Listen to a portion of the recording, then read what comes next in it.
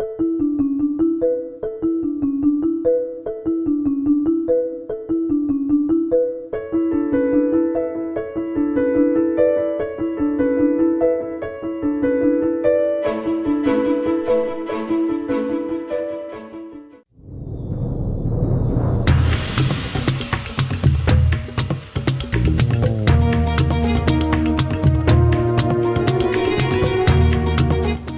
I'm Nyesha McCauley, and you're watching AccessTV.org.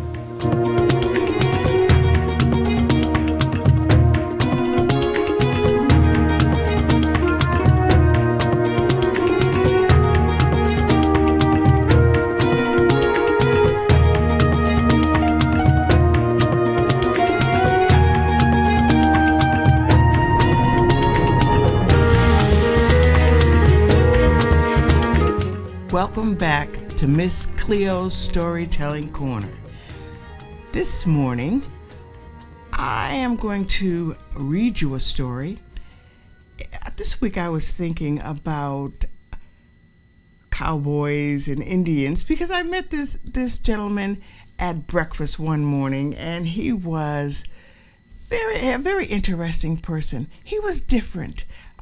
He learned how to fix cars, build a house, put in pavement without having a high school education. He grew up on a farm and he had to work in the field, so he was always about 2 or 3 weeks late to school. And he took it upon himself to just learn all these things. He loved them, and he had a natural knack for them. And so he developed things inside himself that all of us have, but not a lot of us don't pay much attention to our natural gifts. And he paid attention to his natural gifts. And I found this story, Black Cowboy, Wild Horses. And this is a true story. And this is by Julius Lester and Jerry Pinkney, two of my favorite people. So I'm going to read you this story about the black cowboy.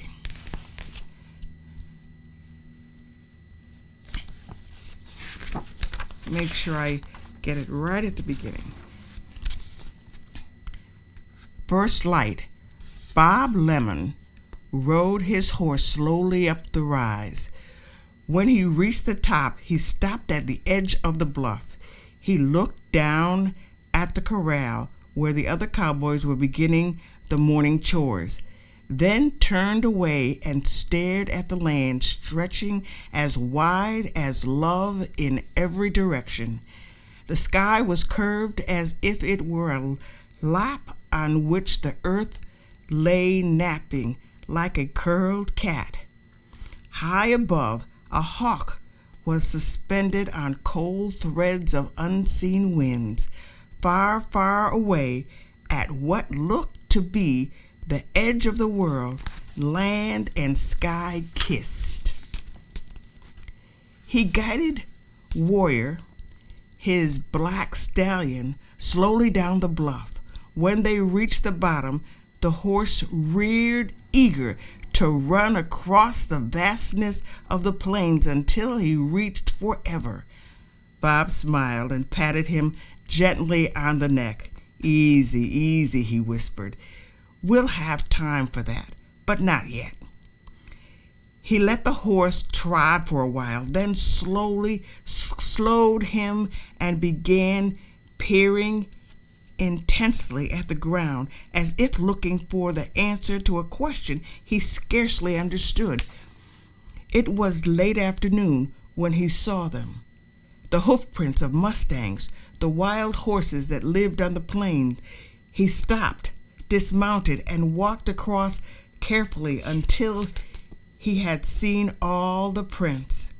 Then he got down on his hands and knees to examine them more closely. Some people learned from books. Bob had been a slave and never learned to read words, but he could look at the ground and read what animals had walked on it, their size and weight, when they had passed by and where they were going. No one he knew could bring in mustangs by themselves, but Bob could make horses think he was one of them, because he was. He stood, reached into his saddlebags, took out an apple, and gave it to Warrior, who chewed with noisy anticipation. It was a herd of 8 mares, a colt, and a stallion. They had passed there 2 days ago. He would see them soon, but he needed to smell the sun, moon, stars, and wind before the mustangs would accept him. The sun went down and the chilly night air came quickly. Bob took the saddlebags blanket of Warrior. He was cold, but could not make a fire. The mustangs would smell the smoke in his clothes from miles away. He draped a thick blanket around him, then took the cotton sack of dried fruit, beef, jerky, and nuts from his saddlebags and ate. When he was done, he lay his head on his saddle and was quickly asleep. Warrior grazed in the tall, sweet grasses. Warrior reared, his front hoofs pawing as if trying to knock the white streaks of fire from the night sky. Bob raced Warrior to a nearby ravine as the sky exploded sheets of light. And there, in the distance, beneath the ghostly light, Bob saw the herd of mustangs. As if sensing their presence, Warrior rose into the air once again, this time not challenging the heavens, but almost in greeting. Bob thought he saw the Mustang stallion raise in response as the earth shuddered from the sound of thunder. Then the rain came, as hard and stinging as remorse. Quickly Bob put on his poncho and, turning Warrior away from the wind and the rain, waited. The storm would pass soon, or it wouldn't. There was nothing to do but wait. Finally, the rain slowed and then stopped. The clouds thinned, and there, high in the sky, the moon appeared, as white as grief. Bob slept in his saddle, while Warrior grazed on the wet grasses. The sun rose into the clear sky, and Bob was awake immediately. The storm would have washed away the tracks, but they had been going toward the big river. He would go there and wait. By mid-afternoon, he could see the ribbon of river shining in the distance. He stopped, needing only to be close enough to see the horses when they came to drink. Toward evening, he saw a trail of rolling, dusty clouds in front of the Mustang herd. As it reached the water, the Mustang slowed and stopped. He looked around. He heard raised nostrils flared, smelling the air. He turned in Bob's direction and sniffed the air again. Bob tensed. Had he come too close too soon? If the stallion smelled anything new, he and the herd would be gone, and Bob would never find them again. The stallion seemed to be looking directly at him. Bob was too far away to be seen, but he had not even blinked his eyes, afraid the Mustang would hear the sound. Finally, the Mustang began drinking, and the other horses followed. Bob let his breath out slowly. He had been accepted. The next morning he crossed the river and picked up the herd's trail. He moved Warrior slowly, without sound, without dust.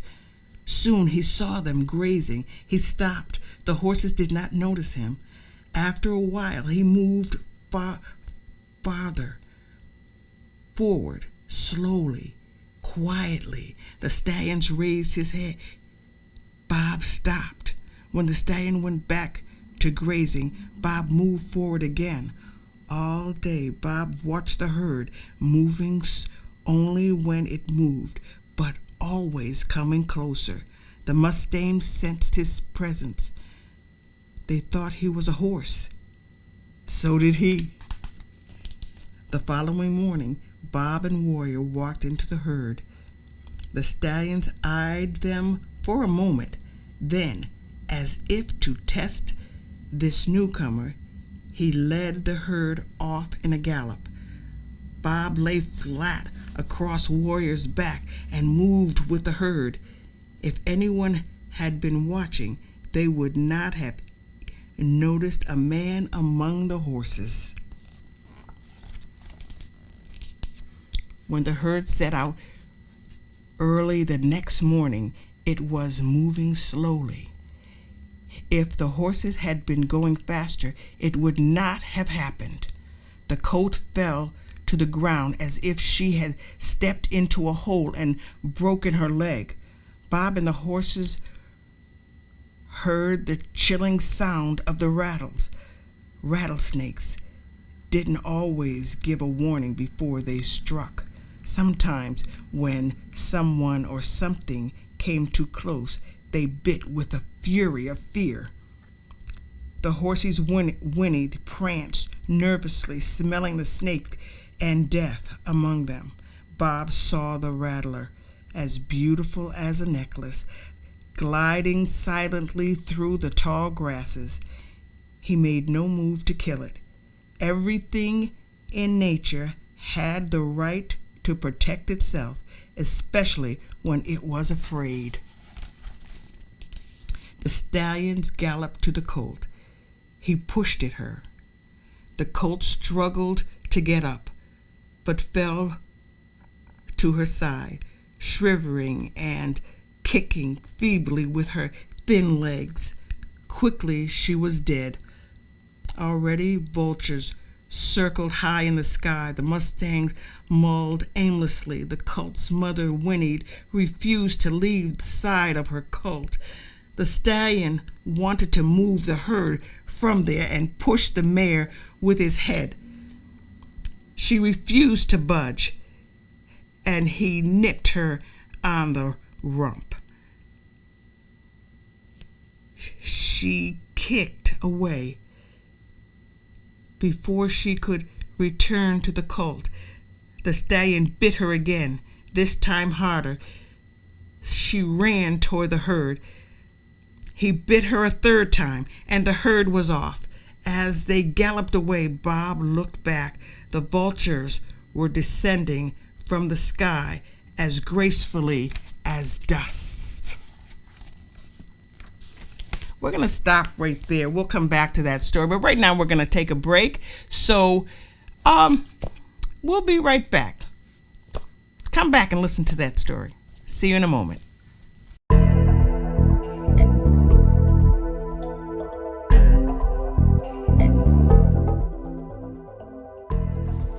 Hi, and welcome to AccessTV.org. I'm your host from Shaping the Next Generation, Naima Jackson. Welcome to AccessTV.org. We're your hosts, Naima Jackson. And I'm Elijah Williams. Thank you for tuning in to Shaping the Next Generation. Today's special guest is Ms. Vicki Gallen-Clark.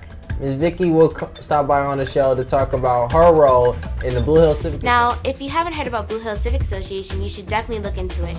It's located on Asylum. Now, if you don't know anything about Blue Hills, you should know that Blue Hills Civic Association, they will definitely help you get a step forward in your future. They'll help you figure out what you want to be in the future, because they definitely helped me. I figured out what I want my career to be, I figured out what college I want to go to, and I figured out what I want to major in. Blue Hills helped me because they helped me learn how to write a resume, a cover letter. They prepared me for an interview to get a job. Blue Hills Civic Association is definitely the perfect program for our youth today. Now, thank you for joining us on AccessTV.org. I like AccessTV.org because they offer us highlights on our local community that you don't get from Channel 3 or Fox News. They also gave us highlights from sports like track and field. So thank you so much for joining us. And all the youth out there, you should definitely join us at Access TV and definitely check out Blue Hills Civic Association, because it will help you, it will motivate you to get out there, look into our programs, and it will help you shape your future.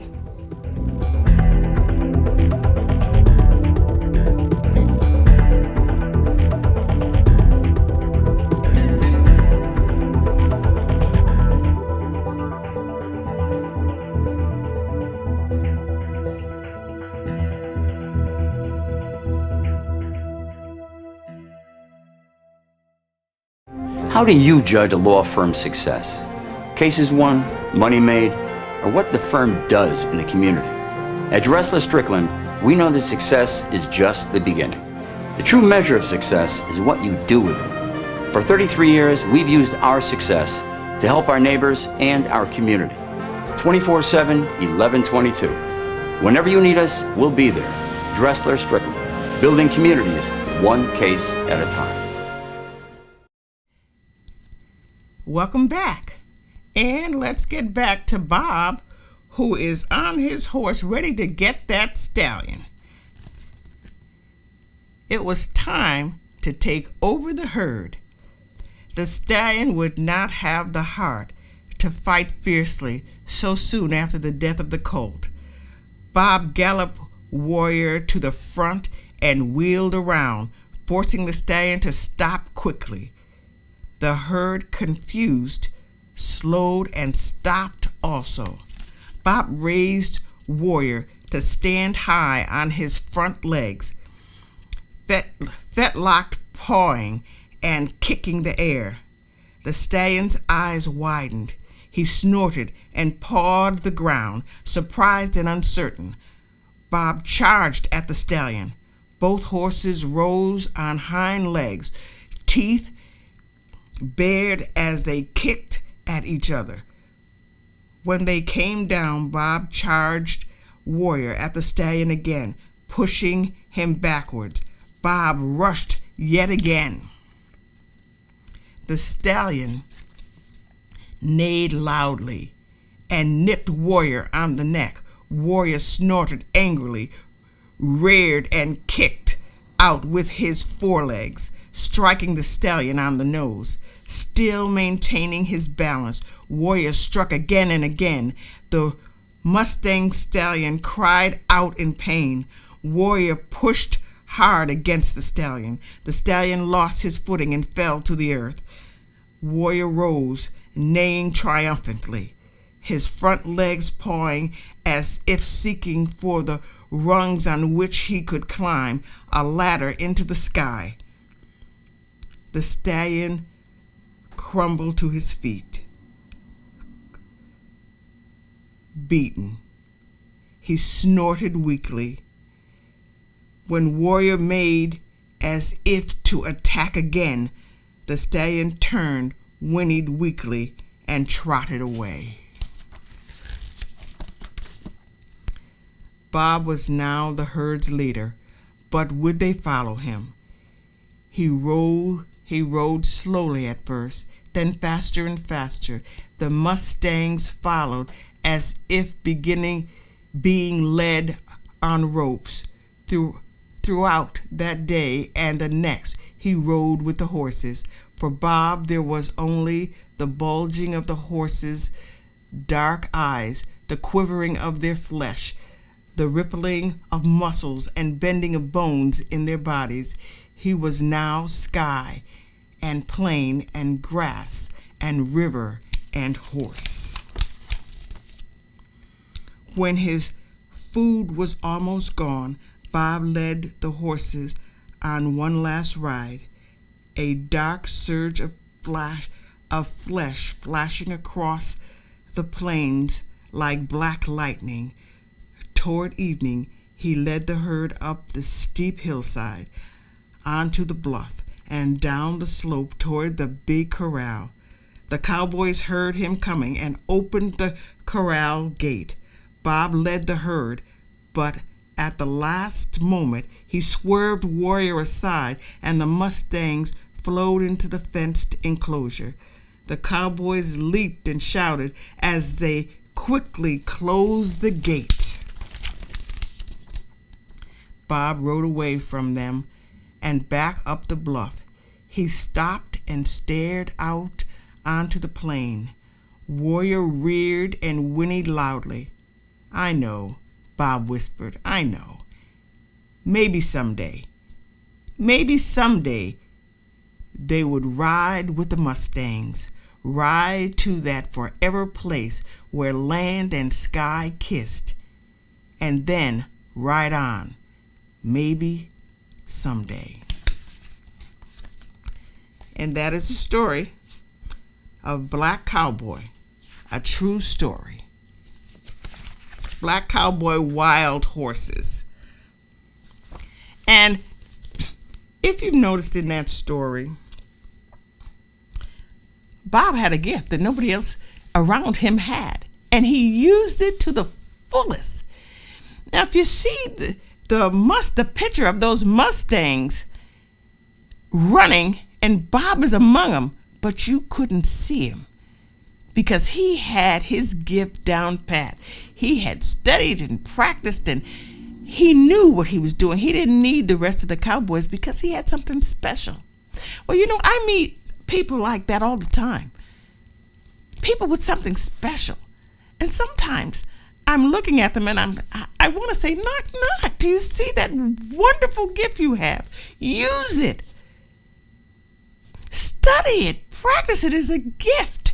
But so many of us don't know our gifts. But this is a gentleman that I was with the other day. He knew his gift, and he was so very grateful that he gave back because he could express himself through all of the things that he could do. And he raised his children to do the same, to give and to explore their gifts. So I'm just telling you today that search yourself, find your gift. For many years I did not know my gift. I just thought I was the clown of the family, and I told stories all the time as I was coming up, and people just accepted that. They laughed at me. I had no idea that it was a gift. I had no idea that people enjoyed me. And one day I saw this woman. Her name she has passed on now. Her name was Mrs. Biggins. And I decided, I was very bored one day, and I decided that I was going to become a twin. I wanted a twin sister. I was so bored. So I created that day a twin sister, and her name just popped out of my head just now. Amantha. Well, I forget her name. I'll call her Beatrice for right now. And I wanted Beatrice to play with me and have fun. And Mrs. Biggins was coming up the road, and I was just maybe about 10 years old. And I said, "Mrs. Biggins, did you ever meet my twin sister?" And Mrs. Biggins is looking at me. And she said, "Cleo, what twin sister?" And I said, "Here's Beatrice. Why don't you say hello to her?" And so I became Beatrice. And of course I had a southern accent. And I just talked like this. And I said, "Morning, ma'am. How are you doing? My name is Beatrice, and I'm her twin sister. How y'all doing?" And Mrs. Biggins just kept looking at me. And I did that throughout the whole day for some unknown reason, because my name is Cleo. And people started coming around and wanted me to tell the story of Beatrice. And all that summer, they kept coming around asking me to tell this story. And I kept telling the story and telling the story. And they'd come to my house and they'd say, "Cleo, we don't want to see you. We want to see Beatrice." And then I got kind of upset. And I said, I don't want to keep doing this. And they came and they would play with Beatrice, and Beatrice would play with them, and we'd have such a wonderful time. But nobody wanted to talk to Cleo anymore. They just wanted to talk to Beatrice. So we know, I had to get rid of her. Somehow, some way, I had to get rid of her. And I got rid of her in a not such a nice way.